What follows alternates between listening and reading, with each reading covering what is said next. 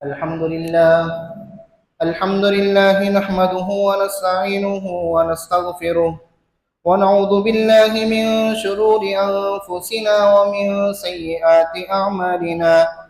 من يهدر الله فلا مضل له ومن يضلله فلا هادي له. وأشهد أن لا إله إلا الله وأشهد أن محمدا عبده ورسوله. أما بعد فإن خير الحديث كتاب الله وخير الهدي هدي محمد صلى الله عليه وسلم وشر الأمور محدثاتها وكل محدثة بدعة وكل بدعة ضلالة وكل ضلالة في النار. أعوذ بالله من الشيطان الرجيم.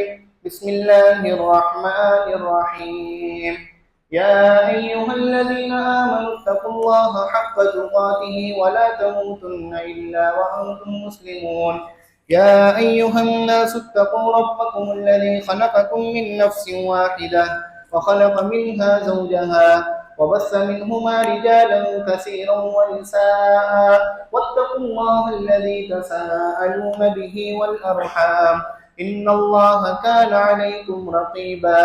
يا أيها الذين آمنوا اتقوا الله وقولوا قولا سديدا يصلح لكم أعمالكم ويغفر لكم ذنوبكم ومن يطع الله ورسوله فقد فاز فوزا عظيما. قال الله عز وجل في موضع آخر: اقرأ باسم ربك الذي خلق الإنسان من علق. وقال أيضا في موضع آخر: فاسألوا أهل الذكر إن كنتم لا تعلمون بالبينات والزبر.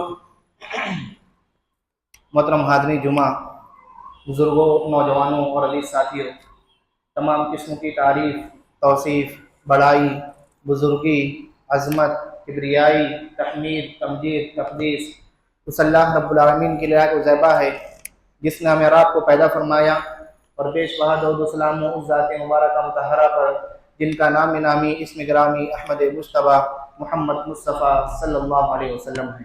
اللہم صلی علی محمد وعلی آل محمد کما صلیت علی ابراہیم وعلی آل ابراہیم انک حمید مجید۔ اللہم بارک علی محمد وعلی آل محمد کما بارکت علی ابراہیم وعلی آل ابراہیم انک حمید مجید۔ محترم حاضرین، اللہ رب العالمین کے شکر و اس کے احسان کے بعد آج کے اس خطبہ جمعہ کے اندر آپ کے سامنے کتاب و سنت کی روشنی میں جس موضوع کی وضاحت کی جائے گی وہ موضوع ہے علم اور علماء کا تعلق۔ اللہ رب العالمین سے دعا ہے کہ اللہ رب العالمین کتاب و سنت کی روشنی میں جو بھی باتیں پیش کی جائے، اللہ رب العالمین مجھے اور آپ کو کہنے اور سننے سے زیادہ عمل کی توفیق عطا فرمائے، آمین یا رب العالمین۔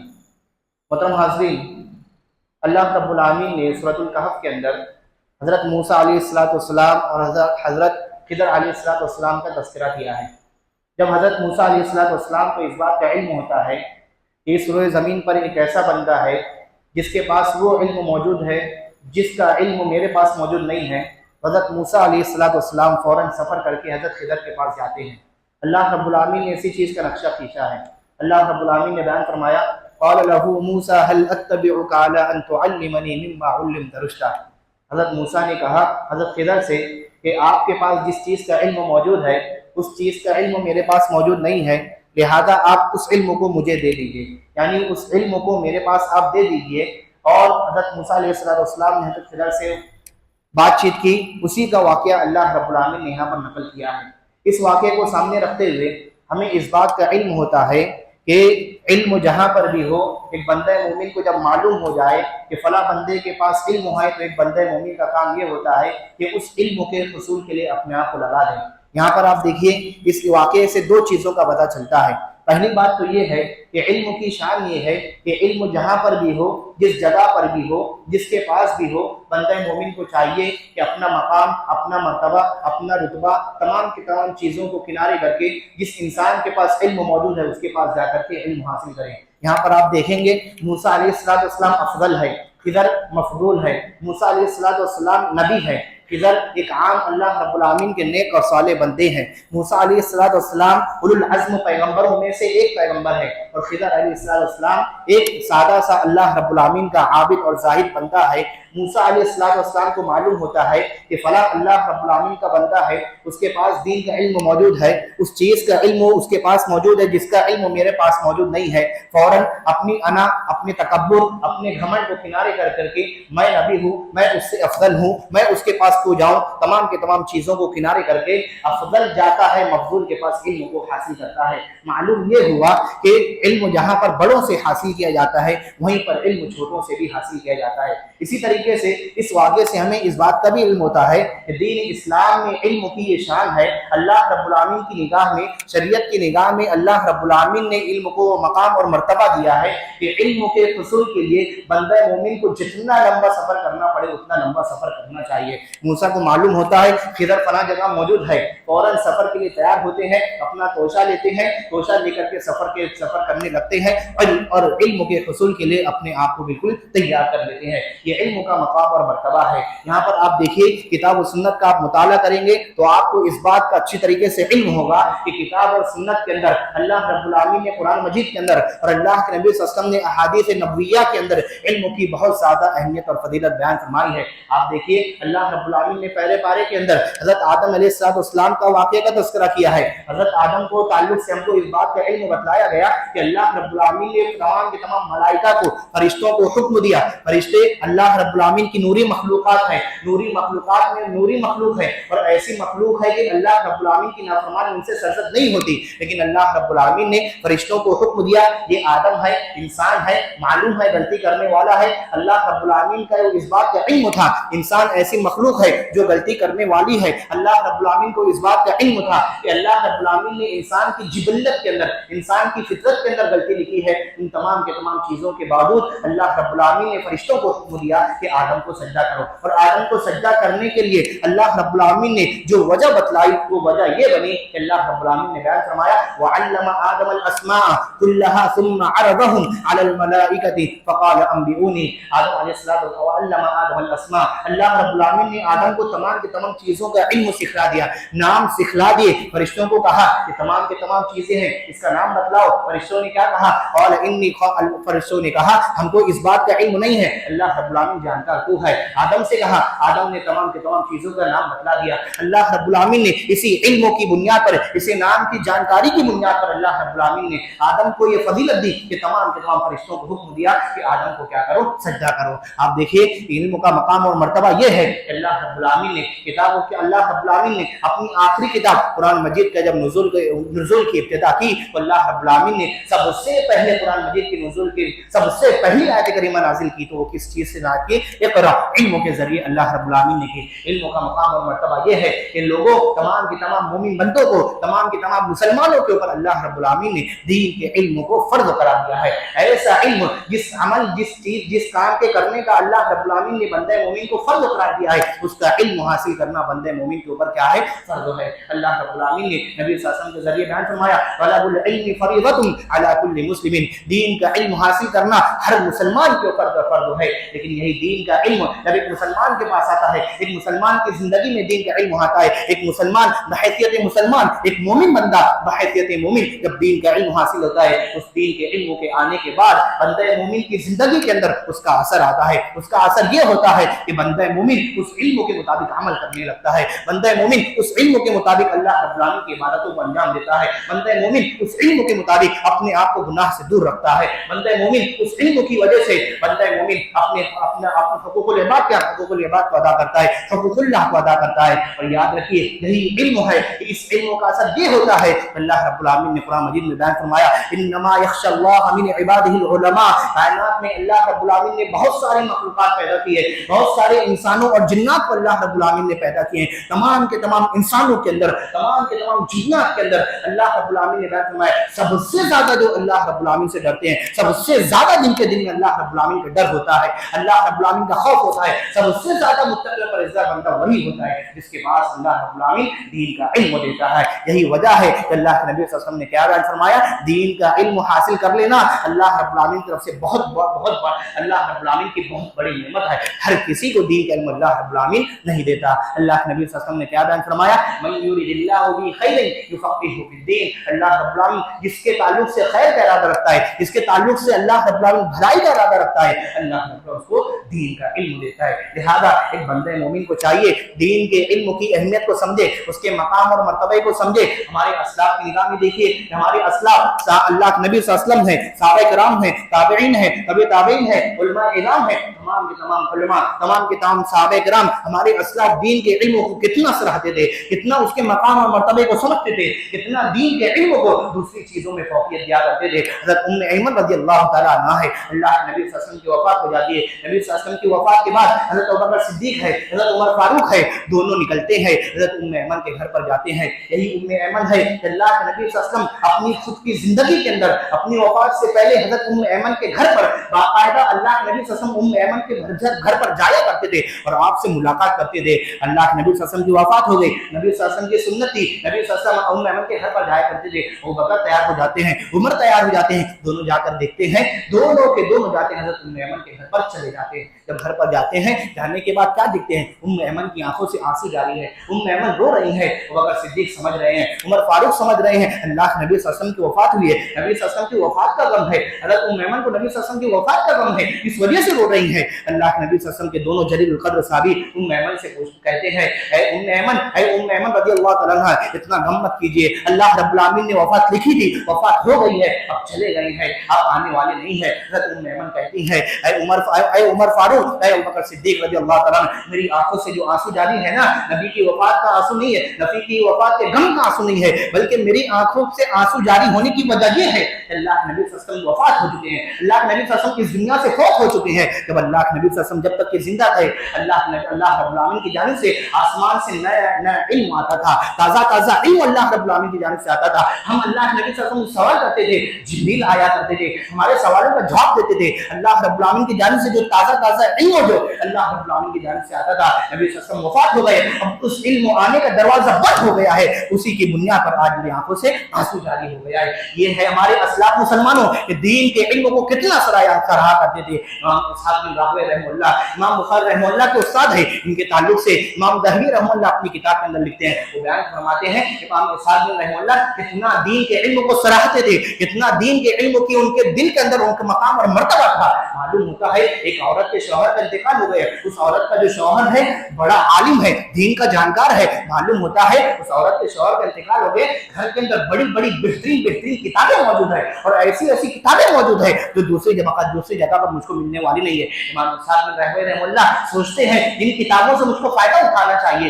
ان کتابوں سے مجھے کتاب و سنت کا علم حاصل کرنا چاہیے۔ ان کو اس بات کا پتہ چلتا ہے مجھ کو حاصل کرنا ہے دین کا علم، ان کتابوں کے ذریعے سے حاصل کرنا ہے۔ سب سے آسان اور سب سے صحیح سب سے آسان طریقہ یہ ہے کہ میں اس عورت سے کیا کر لوں، شادی کر لوں۔ آج دیکھیے آج لوگ کسی سے شادی کرتے ہیں، کسی عورت سے شادی کرتے ہیں، اس کا معیار کیا ہوتا ہے؟ بہت زیادہ خوبصورت ہے، اس وجہ سے میں اس سے شادی کروں گا، بہت بڑے مقام اور مرتبے والی ہے، بہت بڑے حسب اور نسب والی ہے، اس وجہ سے میں اس سے شادی کروں گا، بہت زیادہ مال اور دولت والی ہے، اس وجہ سے میں عورت سے شادی کروں گا۔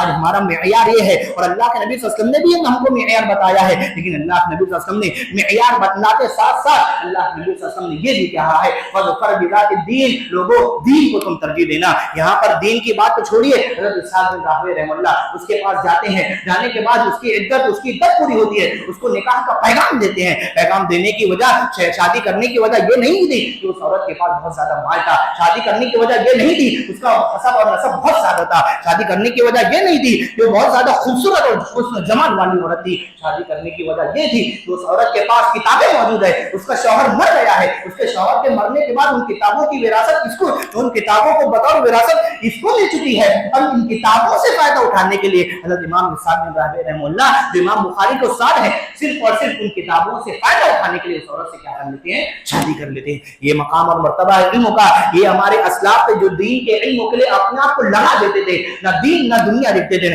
نہ عزت نہ آبرو، تمام کے تمام چیزوں کو قربان کر کے صرف اور صرف دین کے علم کو سراہنے کی کوشش کیا کرتے تھے۔ یہ تو افراد کا معاملہ ہے، صرف افراد کا معاملہ نہیں بلکہ پورے کے پورا معاشرہ، پورے کی پوری سوسائٹی دین کے علم کو اتنا سراہتی تھی۔ اس واقعے کو آپ سنیے اور سننے کے بعد اپنا محاسبہ کیجیے۔ دین کا علم حاصل کرنا ایک مسلمان کے لیے انتہائی ضروری ہے۔ مسلمانوں جہاں پر انفرادی طور پر دین کے علم کے حصول کے لیے ایک بندہ مومن کو کوشش کرنا چاہیے، اور دین کا علم جس انسان کے پاس موجود ہے جہاں پر اس کی عزت اور تکریم کرنی چاہیے، وہیں پر اجتماعی طور پر بھی اللہ رب العالمین نے ہمیں اس بات کا پابند کرایا ہے کہ اگر کوئی مولانا ہے, اگر کوئی مولوی صاحب ہے تو اس کے پاس دین کا علم بہت زیادہ موجود ہے, تو تمام کے تمام سماج اور سوسائٹی کے افراد کے اوپر یہ فرض ہو جاتا ہے اس عالم کی, اس مولانا کی, اس اہل علم کی کیا کرے, عزت اور توقیر کرے. آپ دیکھیے یہی وجہ ہے کہ آپ کتاب و سنت کی نصوص سے آپ کو اس بات کا علم ہوگا.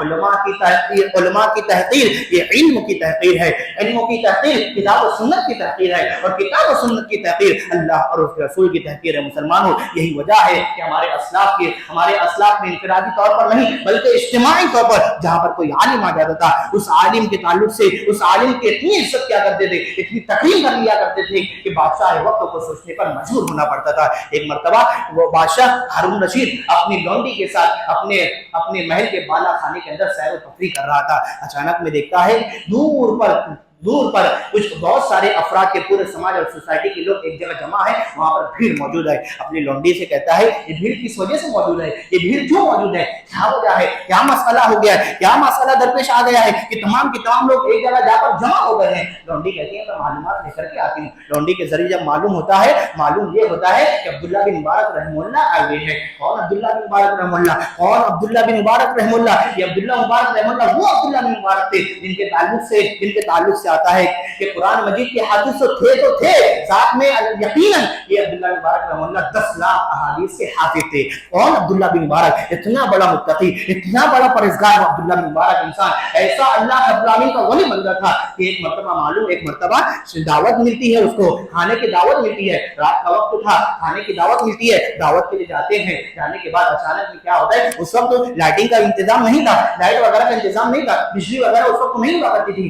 جاتے ہیں, کھانا کھانے کا وقت ہوتا ہے, جیسے ہی کھانا کھانے کا وقت ہوتا ہے جو چراغ ہوتا ہے چراغ فوراً بجھ جاتا ہے. چراغ بجھنے کی وجہ سے لوگ خوشی کے عالم میں ہے, من مستی کے اندر لگے ہوئے. جیسے آج دیکھیے عید آ گئی, بقرعید آ گئی, تہوار آتا ہے, گھر کے اندر شادی بیاہ ہے, کہاں نماز, کہاں روزہ, کہاں حج, کہاں زکات, کہاں اللہ, کہاں رسول, سب کنارے, پوری خوشی کے اندر پوری نماز آزمائیں اور آج کا مسلمان ضائع کرنے کے لیے بالکل تیار ہو جاتے ہیں. یہ عبداللہ بن مبارک رحمہ اللہ کو دیکھیے, معلوم ہو جیسے ہی لائٹ جاتی ہے, جیسے ہی چراغ بجھ جاتا ہے, لوگوں کے کانوں کے اندر بلبلا کے رونے کی آواز آتی ہے. بچہ جس طریقے سے بلبلا کر روتا ہے ویسے رونے کی لوگوں کے کانوں میں آواز آتی ہے. لوگ معلوم کرتے ہیں شادی, لوگ معلوم کرتے ہیں خوشی کا ماحول ہے, کھانے کی دعوت ملی ہے, سب کھیل کود میں مستی کے اندر لگے ہوئے ہیں. ایسے ماحول کے اندر کون انسان ہے جو رو رہا ہے؟ معلوم پڑتا ہے تو معلوم یہ ہوتا ہے کہ عبداللہ بن مبارک بیٹھ کر کے وہاں کونے میں رو رہا ہے. عبداللہ بن مبارک کونے میں بیٹھ کر کے رو رہا ہے. لوگ پوچھتے ہیں کھانے کی دعوت ملی ہے, سب خوشی کے عالم میں ہے, عبداللہ بن مبارک ابھی رونے کی کیا وجہ ہے, کس بنیاد پر تم ابھی رو رہے ہیں؟ عبداللہ بن مبارک رحمہ اللہ کیا جواب دیتے ہیں,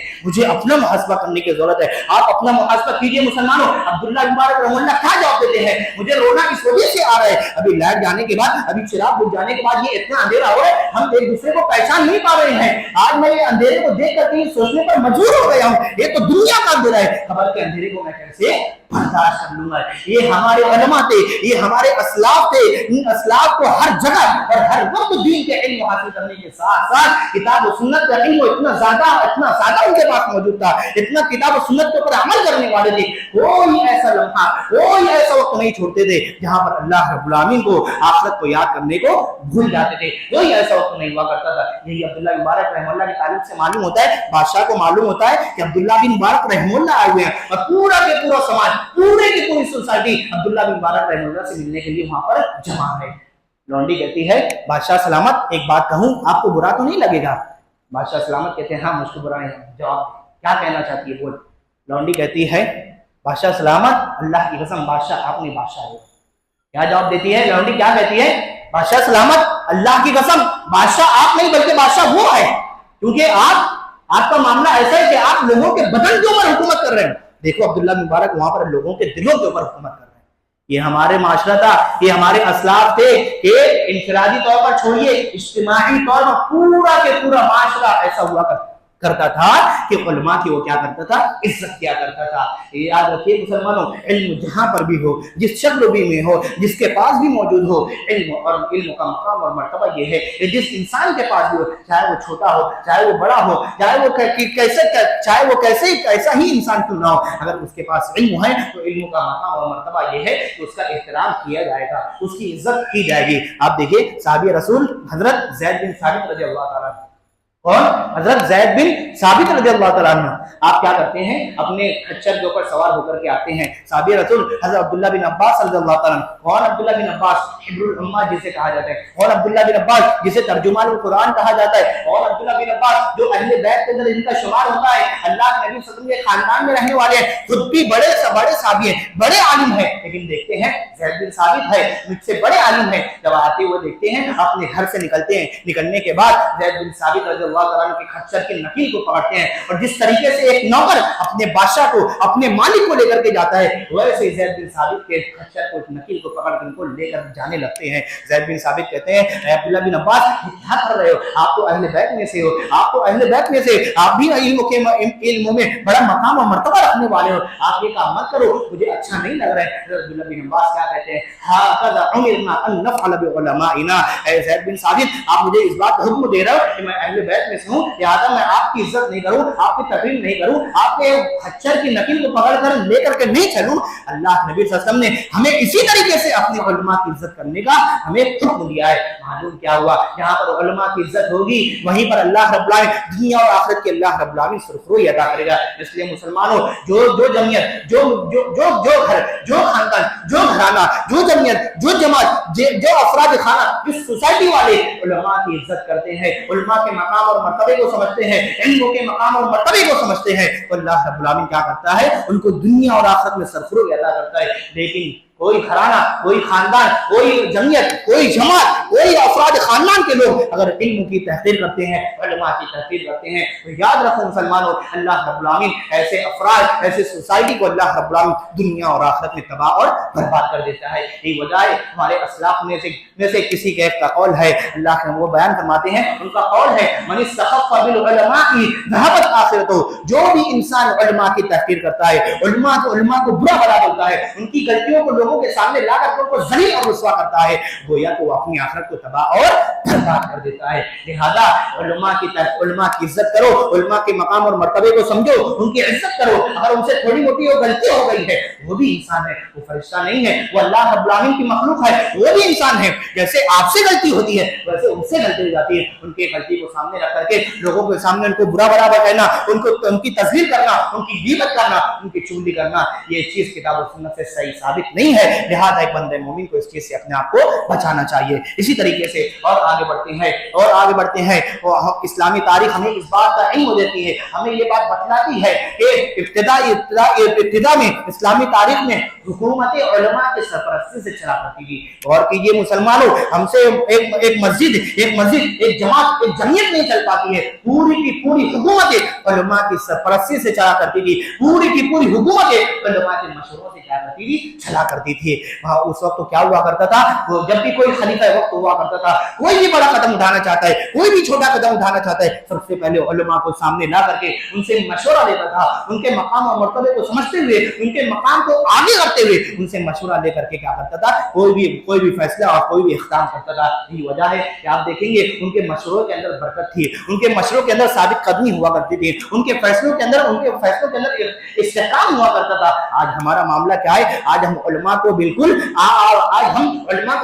दूध में से जैसे मक्खी को किनारे करते हैं, वैसे अपना हम किनारे कर देते हैं। उलमा को उनका मकाम नहीं देते, उनसे मशवरा नहीं देते। अगर मशवरा भी ले रहे हैं तो कैसा मशवरा ले रहे हैं, बल सिर्फ ऐसे ही बस लोगों के सामने बस हया करने के लिए, हाँ फला आलिम भी मीटिंग के अंदर, मजलिस के अंदर मौजूद थे। आज हमारा मामला ये हुआ करता है, लेकिन पुराने जमाने में हमारे असलाफ का मामला ये हुआ करता था, बादशाहों का मामला ये हुआ करता था कि अपनी मजलिस के अरकान शूरा के अंदर बड़े बड़े उलमा को शामिल किया करते थे। खुद उमर बिन खत्ताब रज़ियल्लाहु ताला अन्हु है, वो अपनी मजलिस शूरा के अंदर अब्दुल्ला बिन अब्बास जैसा जलील कद्र सहाबी, नौजवान सहाबी को अपनी मजलिस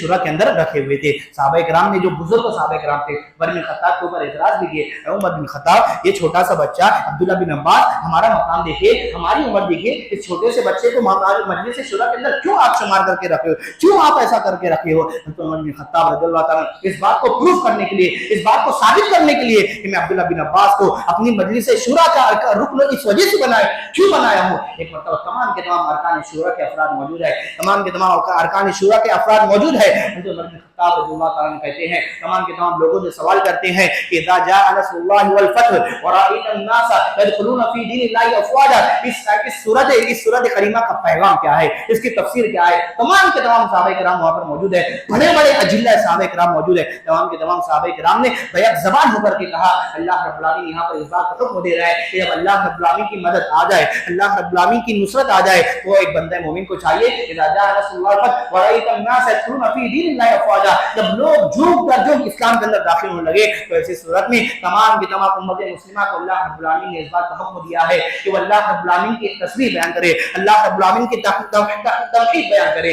यकीनन सही बात थी, किताब और सुन्नत के मुवाफिक बात थी। तमाम के तमाम अरकान शुरा ने ये बात कही। हज़रत उमर बिन खत्ताब रज़ियल्लाहु ताला अन्हु ने हज़रत अब्दुल्लाह बिन अब्बास रज़ियल्लाहु ताला अन्हु को मुखातब होकर के कहा, ऐ अब्दुल्लाह बिन अब्बास रज़ियल्लाहु ताला अन्हु, इज़ा जाअ नस्रुल्लाहि वल फत्ह, सूरतुन नस्र में अल्लाह रब्बुल आलमीन ने क्या पैगाम दिया है। हज़रत अब्दुल्लाह बिन अब्बास रज़ियल्लाहु ताला अन्हु ने कहा कि सूरतुन नस्र में अल्लाह रब्बुल आलमीन ने अल्लाह के नबी सल्लल्लाहु अलैहि वसल्लम की वफात का पैगाम दिया है। उस वक्त हज़रत उमर बिन खत्ताब रज़ियल्लाहु ताला ने कहा कि मैं अपनी मजलिस से अपने अरकान शूरा के अंदर अब्दुल्लाह बिन अब्बास जैसे छोटे और जलील क़द्र सहाबी को इस वजह से रखा हूं कि उसके पास दीन का इल्म वैसा मौजूद है, उसके पास दीन का इल्म वैसा मौजूद है, उसके दीन के इल्म के मौजूद होने की वजह से अपनी मजलिस से शुरू का रुकन मैंने उसको बनाया है। इतना ही नहीं, सिर्फ हुकूमतें नहीं चलती बल्कि मामला ये हुआ करते हैं। इस्लामी तारीख का आप मुताला करिए, बादशाहों की तारीख को आप देखिए, आपको इस बात का इल्म होगा कि जब उलमा से बादशाहों ने मशवरा लिया है, मशवरा लेने की वजह से उम्मत को बड़े से बड़ा खैर हासिल हुआ है, बड़े से बड़ा खैर हासिल हुआ है। मुसलमानों, हज़रत उमर बिन अब्दुल अजीज रहमतुल्लाह, हर कोई इस बात को जानता है, उमर बिन अब्दुल अजीज रहमतुल्लाह ये इतने जाहिद, इतने मुत्तकी, इतने परहेज़गार इंसान, जब इनको खिलाफत मिलती है, खिलाफत मिलने के बाद दोबारा अला मिनहाजिन नबुव्वा, ये हज़रत उमर बिन अब्दुल अजीज रहमतुल्लाह ने जमीन के ऊपर खिलाफत कायम की। इतने मुत्तकी, इतने परहेज़गार और इतने सादा दिल इंसान थे। एक फकीर और मिस्कीन के घर को देखो और उमर बिन अब्दुल अजीज रहमतुल्लाह के घर को देखो, दोनों में फर्क नजर नहीं आता था। ये उमर बिन अब्दुल अजीज रहमतुल्लाह जैसा बेहतरीन खलीफा, उम्मत को जिसे उमर सानी कहा जाता है, बेहतरीन खलीफा एक आलिम के मशवरे की बुनियाद पर उम्मत को मिला। वो कैसे मिला? सुलेमान बिन मलिक, ये उमवी बादशाह है, बड़ा नेक बादशाह था, बड़ा साधारण बादशाह था। अपने जाने के बाद, अपने मरने के बाद इसकी ख्वाहिश ये थी कि मैं अपने बेटे को या फिर अपने भाई को क्या करूं, बादशाह अता कर दूं, बादशाह अता कर दूं। यानी अपने मरने के बाद अपने बेटे को या फिर अपने भाई को बादशाह अता करने वाले थे। लेकिन जैसे ही मालूम पड़ता है, एक साबिर, एक ताबी, एक आलिम दीन को मालूम पड़ता है कि सुलेमान बिन मलिक रहमतुल्लाह जो बादशाह है, उम्मी बादशाह है, बड़ा नेक बादशाह है, सादा दिल बादशाह है, उलमा के मकाम और मर्तबे को समझता है, उलमा की इज्जत करता है, उलमा के मशवरे को सराहता है। जैसे ही मालूम पड़ता है, रजा बिन हैवा रहमतुल्लाह बहुत बड़े ताबी है, बड़े आलिम दीन है, सुलेमान बिन मलिक के पास जाते हैं। जाने के बाद कहते हैं, मुझे इस बात का इल्म है कि आप अपने मरने के बाद आप अपने बेटे को या फिर अपने भाई को बादशाह अता करने वाले हैं। लेकिन अगर आप चाहते हैं कि आपके मरने के बाद इस उम्मत को बड़ा खैर हासिल हो, इस उम्मत के अंदर खैर के दरवाजे खुल जाए, तो मेरा आपको मशवरा ये है कि आप अपने बेटे और अपने भाई को बादशाह अता ना करते हुए बल्कि उमर बिन अब्दुल अजीज रहमतुल्लाह को बादशाह अता करें। और फिर यही आलिम दीन रजा बिन हैवा के मशवरे से सुलेमान बिन मलिक बादशाह जो था, इनके मशवरे को सराहते हुए क्या करता है, अपने बेटे और भाई को किनारे करके हज़रत उमर बिन अब्दुल अजीज रहमतुल्लाह को बादशाह अता करता है। और यही आलिम दीन के मशवरे की बुनियाद पर क्या हासिल होता है, उमर बिन अब्दुल अजीज रहमतुल्लाह जैसा बेहतरीन आलिम दीन, बेहतरीन खलीफा उम्मत को हासिल होता है। मालूम क्या हुआ, उलमा की जहाँ पर इज्जत करना है, वहीं पर उलमा की इज्जत इस तरीके से भी की जाए कि हर मसले के अंदर उलमा को आगे करके उनसे मशवरा लिया जाए। जब मशवरा लेंगे तो मशवरे की बरकत ये होगी कि पूरी की पूरी उम्मत को अल्लाह रब्बुल आलमीन के जानिब से खैर आता होगा। आखिरी में चंद एक मसले और मसाइल उलमा, इल्म और उलमा के ताल्लुक से और अवाम के ताल्लुक से चंद एक मसले आपके सामने पेश करके अपनी बात को खत्म करता हूँ। सबसे पहला मसला कि अवाम को चाहिए जब भी दीन का इल्म हासिल करे और उलमा से हासिल करे, और उलमा को से दीन का इल्म हासिल करने के लिए सबसे पहले जरूरी है कि हमारे अंदर उलमा की पहचान होना चाहिए। उलमा की पहचान होना हमारे लिए इंतहाई जरूरी है। हर कोई तकरीर करने वाला, हर कोई किताब और सुन्नत की बात करने वाला, हर कोई अल्लाह और रसूल की बात कहने वाला, हर कोई चीखने वाला, चिल्लाने वाला, हर कोई जज्बाती बात करने वाला आलिम नहीं होता। आज हमारे आवाम का मामला क्या है, कोई बहुत ज्यादा अच्छी बात कर देता है, बहुत ज्यादा चीख लेता है, बहुत ज्यादा जज्बाती बात कर लेता है, किताब और सुन्नत की बात पेश कर रहे हैं, फौरन उसके पीछे लट्टू हो जाते جاتے ہیں. ہمیں چاہیے کہ ہم علماء کو پہچانے. علماء وہ ہے, عالم وہ ہے جس کے علموں سے پہلے اس کا عمل, جس کے علم سے پہلے اس کا عمل سیکھے. جس کا عالم وہ ہے جس کے علم سے پہلے اس کا کردار اس بات کی گواہی دے کہ فلاں انسان عالم ہے. جس کے علم سے پہلے اس کے اخلاق و کردار گواہی دے. جس کے علم سے پہلے اس کا کیریکٹر گواہی دے. عالم وہ انسان ہے جس کی زبان سے غلط باتیں نہ نکلتے ہوئے, جس کی زبان سے کتاب و سنت کی باتیں نکلے. عالم وہ انسان ہے جس کی نظر کتاب و سنت کے اوپر بڑی گہری ہے. سب سے پہلی چیز یہ ہے, عوام کو چاہیے کہ سب سے پہلے علماء کی پہچان اپنے اندر کرا لے. علماء کو پہچانے کہ کون عالم دین ہے, کس سے دین کا علم حاصل کرنا مسلمان کے اوپر کیا ہے, فرض ہے. دوسری اور اہم بات, عوام کو چاہیے, آج انٹرنیٹ کا زمانہ ہے, یوٹیوب ہے, انسٹاگرام ہے, فیس بک ہے, فلاح ہے. آج نوجوان کا بہت بڑا طبقہ ایسا ہے, دین کا علم کا حصول کرنا ہے, فلاں حدیث صحیح ہے, فلاں حدیث ضعیف ہے, معلوم کرنا ہے, فوراً علامہ گوگل کے پاس چلے گئے, فوراً انسٹاگرام پہ چلے گئے, فوراً یوٹیوب کے اوپر سرچ کر کے معلوم کریے حدیث صحیح ہے یا ضعیف ہے. اور اس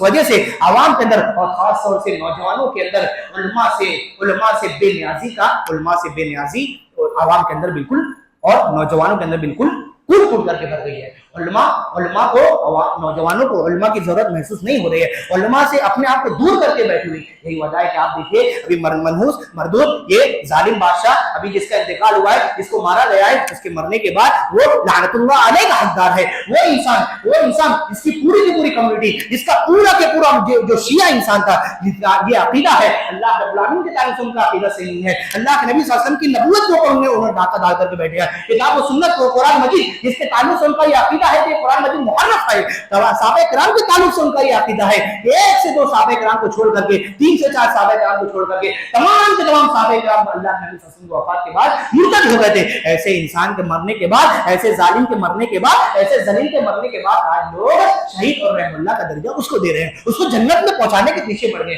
ایسا کیا ہے, یہی علماء کو چھوڑ کر کے, یہی انٹرنیٹ کے پیچھے پڑ کر کے کوئی ڈاکٹر ہے, کوئی انجینئر ہے, کوئی ایڈوکیٹ ہے, کوئی فلاں ہے, بہت اچھی بات بولتا, اس کی بات دل کے اوپر بیٹھ جاتی ہے. اس کی بات دل پر بیٹھتی ہے, اس وجہ سے علماء منع کرتے ہیں اس کی مت سنو, اس کے پیچھے مت جاؤ, اس کی باتوں کو مت سنو. وہ کتاب و سنت کو پیش تو کرتا ہے, لیکن کتاب و سنت کو منہج سلف اور منہج صحابہ سے ہٹ کر کے کتاب و سنت کو پیش کرتا ہے. یہی وجہ ہے تو علماء سے آج نوجوان طبقہ بالکل علماء سے بیزار ہو گئے, علماء سے بے نیاز ہو گئے. اسی طریقے سے ایک مسئلہ یہاں پر یہ بھی ہے, جب بھی آپ کو علماء سے سوال کرنا ہے, جب بھی آپ کو علماء سے سوال کرنا ہے یا پوچھنا ہے, تو آپ سوال جانکاری کے لیے کیجیے, آپ عمل کرنے کے لیے کیجیے. آج عوام میں بہت بڑا طبقہ آپ کو ایسا ملے گا, بہت بڑی جماعت آپ کو ایسی ملے گی جو علماء سے سوال اس وجہ سے کرتی ہے, علماء کو جانچنے کے لیے کرتی ہے کتنا اس کے پاس علم ہے. اس کو معلوم ہے جس مسئلے کے تعلق سے سوال کرے اس کو اس کا علم معلوم ہے, اسی مسئلے کو لے کر کے 10 علماء سے پوچھ چکا ہے, 11ویں علماء سے عالم سے اس وجہ سے پوچھے گا, معلوم تو پڑے کون کتنے پانی کے اندر. علماء کو جانچنے کے لیے آج سوال کیا جاتا ہے. یاد رکھیے مسلمانوں, اللہ رب العالمین نے کیا کہا, فاسألوا اہل الذکر ان کنتم لا تعلمون. علم نہیں ہے تو علماء سے پوچھو. جاننے کے باوجود علماء کو جانچنے کے لیے سوال کرنا یہ کتاب و سنت کے مطابق صحیح نہیں ہے. اسی طریقے سے ایک مسئلہ یہاں پر یہ بھی ہے جب بھی آپ کسی عالم کی مجلس کے اندر بیٹھو, جب بھی کسی مولوی اور مولانا کی مجلس کے اندر بیٹھو, جو بھی بات وہ بیان کر رہے ہیں کتاب و سنت کی روشنی میں, آپ اس کو اچھی طریقے سے سمجھیے, پھر اس کے بعد اس کو نشر کیجیے. آج مسئلہ کیا ہے, یہاں عالم صاحب منبر کے اوپر کہہ رہے ہیں کچھ, سامنے والا سمجھ گیا کچھ. عالم صاحب صحیح بات کہہ رہے ہیں لیکن پیچھے سننے والا غلط سمجھ کر کے پھر اس کو کیا کر رہا ہے, لوگوں کے اندر برابر نشر کر رہا ہے, اور کیا کر رہا ہے, لوگوں کے درمیان برابر اس کو غلط بات کو لوگوں کے درمیان نشر کر رہا ہے. ایسا بھی نہیں کرنا چاہیے. اسی طریقے سے آپ جس عالم کے فتوے کو لوگوں کے سامنے نشر کر رہے ہیں, برابر جس عالم کا جو فتوا ہے اس عالم کی طرف منسوب کر کے آپ کیا کیجیے, اس کے فتوے کو نشر کیجیے. فتوا زید کا ہے اور عمر کا نام لے کر کے آپ اس کو کیا کر رہے ہو, نشر کر. یہ چیز بھی آپ کو نہیں کرنا چاہیے. آخری بات یہ ہے کہ عوام کو اس بات کو سمجھنا چاہیے, عوام کو علماء کو یہ حق دینا چاہیے کہ اگر عالم کے پاس کسی مسئلے کے اندر آپ نے سوال کیا ہے, سوال کرنے کے بعد اس مسئلے کے تعلق سے اگر اس عالم کے پاس علم موجود نہیں ہے تو آپ اس کو اس بات کا حق دو, اور آپ کو حق دینا پڑے گا کہ وہ عالم بالکل آسانی سے کہے اللہ ادری مجھ کو نہیں معلوم. آج مسئلہ کیا ہے, آج عوام کا مسئلہ کیا ہے, کسی عالم کے پاس جاتے ہیں, سوال کرتے ہیں, سوال کرنے کے بعد ان کا مسئلہ یہ رہتا ہے فوراً عالم صاحب نے جواب دے دینا, اس مسئلے کا علم ہے یا نہیں ہے, بس مجھ کو جواب چاہیے. اگر علم نہیں ملا, عالم صاحب بول دیے لا ادری مجھ کو نہیں معلوم, پھر عالم صاحب کی خیر نہیں. وہ عالم ایسا ہے اس کے بعد دین کا علم ہے کیا 10-12 سال मदरसे के अंदर खपा करके आ गया। जब मालूम नहीं तो क्या करा, इस तरीके से ऐसा आलिम जो ला अदरी कह दे, ऐसा आलिम जो कहे कि मुझको फला मसले में इल्म नहीं है, वैसे आलिम आपकी नजर में बिल्कुल गिर जाता है, आप उसको अच्छा नहीं समझते। आपको ये हक देना पड़ेगा मुसलमानों कि अगर किसी आलिम के पास किसी मसले के ताल्लुक से इल्म नहीं है तो आप उसको ला अदरी कहने का हक आपको देना पड़ेगा। क्यों? क्योंकि अल्लाह रब्बुल आलमीन ने क्या कहा, वफौका कुल्लि ज़ी इल्मिन अलीम, हर इल्म वाले के ऊपर एक इल्म वाला होता है, हर आलिम से बढ़कर एक बड़ा आलिम होता है। हर किसी के पास हर मसले का इल्म ऐसा हो, ऐसा मुमकिन नहीं हो सकता। आप किताब और सुन्नत के अंदर देखिए, आप हदीस की किताबों का मुताला कीजिए, बहुत सारे आपको वाक़यात ऐसे मिलेंगे जिसमें आपको पता चलेगा बड़े बड़े साथी है, बड़े बड़े जानकार हैं, लेकिन छोटे छोटे मसले में उसका इल्म उनके पास मौजूद नहीं। इमाम मालिक रहमतुल्लाह इमाम दारुल हिजरा है, मदीना के सबसे बड़े आलिम है, लेकिन उनके पास एक शायर आता है, सवाल करता है, 40 सवाल करता है, 40 सवाल में से 35 से 36 सवालों के जवाब में कहते हैं ला अदरी, मुझको नहीं मालूम। कितने सवाल? 40 सवाल में से 35 से 36 सवाल के जवाब में क्या कहते हैं, मुझको मालूम नहीं है। 5 से 6 साल के जवाब में उसका जवाब देते हैं। साहिल कहते हैं इमाम दारुल हिजरा, इमाम मालिक रहमतुल्लाह, लोग मुंतजिर हैं, लोग सवाल के जवाब के मुंतजिर है, लिहाजा आप मुझको जवाब दे दीजिए। इमाम मालिक रहमतुल्लाह कहते हैं जाओ तमाम लोगों से कह दो कि मालिक बिन अनस ने कहा है कि 40 सवालों में 5 से 6 सवाल का जवाब का इल्म मेरे पास मौजूद है, बल्कि उसके अलावा 35 से 36 सवाल का जवाब का इल्म मेरे पास मौजूद नहीं है। और ऐसा क्यों ना हो, अल्लाह के नबी सल्लल्लाहु अलैहि वसल्लम की हदीस है, वो अल्लाह के नबी सल्लल्लाहु अलैहि वसल्लम बयान फरमाते हैं, व इन्ना मिनल इल्मी अन तक़ूला लिमा ला अअलम अल्लाहु अअलम। अगर आपके पास इल्म नहीं है और आपके पास इल्म नहीं होने की वजह से आप ये कह दे रहे हैं वल्लाहु आलम, मेरे पास इसका इल्म नहीं है, अल्लाह रब्बुल आलमीन बेहतर जानता है, ये भी क्या इल्म की बहुत बड़ी क्या है अलामत है। लिहाजा इन मसालों को समझने की जरूरत है। वक्त ज्यादा हो गया, माजरत के साथ अल्लाह रब्बुल आलमीन से दुआ करते हैं, अल्लाह रब्बुल आलमीन हम तमाम को दीन के इल्म को समझने की तौफीक अता फरमा। अल्लाह रब्बुल आलमीन जब तक हमको इस दुनिया के अंदर जिंदा रख, इस्लाम की हालत में जिंदा रख, और जब भी हमारा खात्मा फरमा, ईमान की हालत में फरमा।